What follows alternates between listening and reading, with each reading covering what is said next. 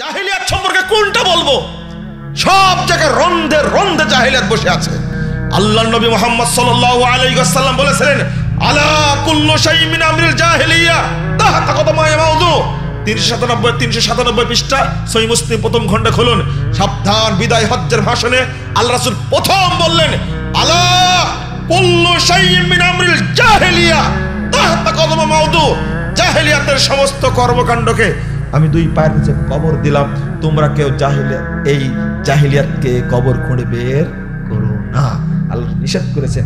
প্রথম বলছেন আউয়াল মাদাও রিবানের আব্বাসের আব্দুল মুত্তালিব, প্রথম আমি কবর দিলাম সুদকে। সুদ সম্পর্কে আগে বলিনি, এত খারাপ জিনিস সুদ, সমস্ত মানুষই সুদের সাথে জড়িত, নাউজুবিল্লাহ। আর হুজুর কত প্রকার বলছেন না, হুজুরেরা ফতোয়া মেরে দিচ্ছে ব্যাংকের ইন্টারেস্ট জায়েজ।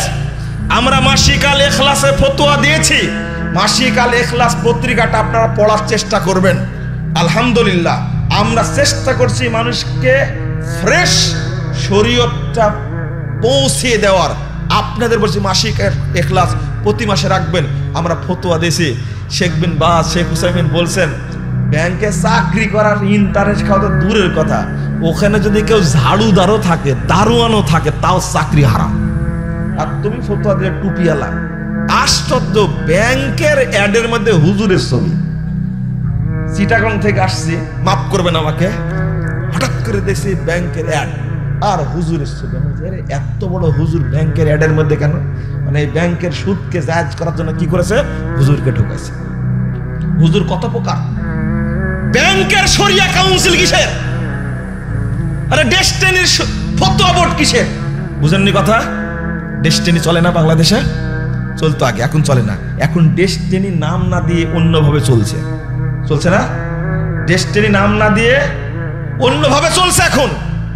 আপনাদের বলবো যেটা, যত রকমের সুদি কারবার আছে সমস্ত সুদি কারবার থেকে আপনি পবিত্র হন।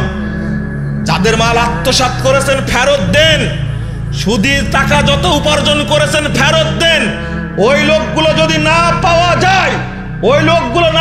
যায়, তাহলে তাদের যে টাকা আপনি আত্মসাৎ করেছেন ওই টাকাগুলো তার নামে মসজিদে বা মাদ্রাসায় দান করে দেন, তবেই বাঁচতে পারবেন কিয়ামতের মাঠে, না হলে বাঁচতে পারবেন না।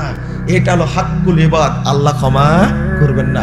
হাক্কুল্লাহ যেটা আল্লাহ ক্ষমা করবেন, কিন্তু বান্দার হক আল্লাহ ক্ষমা করবেন না। আপনি যাবেন কোথায়? হুজুরদের কথা বলবেন? ব্যাংকে সুদ খাওয়া শিখাচ্ছে কারা? টুপিওয়ালারা। খাচ্ছে না? আমি সেই সময় বলেছিলাম 2003 সালে, আরে গৃহপালিত মুফতি তৈরি করেছে এখানে তোমরা হলো ব্যবসায়ী প্রতিষ্ঠান, তোমাদের ফতোয়া বোর্ড কেন? বাংলাদেশে আলেমদেরকে জিজ্ঞেস করবে মাল্টি লেভেল 2000 এটা জায়েজ কিনা, তারপরে তুমি ব্যবসা শুরু করবে। তুমি না জেনে হুজুর ফতোয়া বোর্ড গঠন করলে কেন?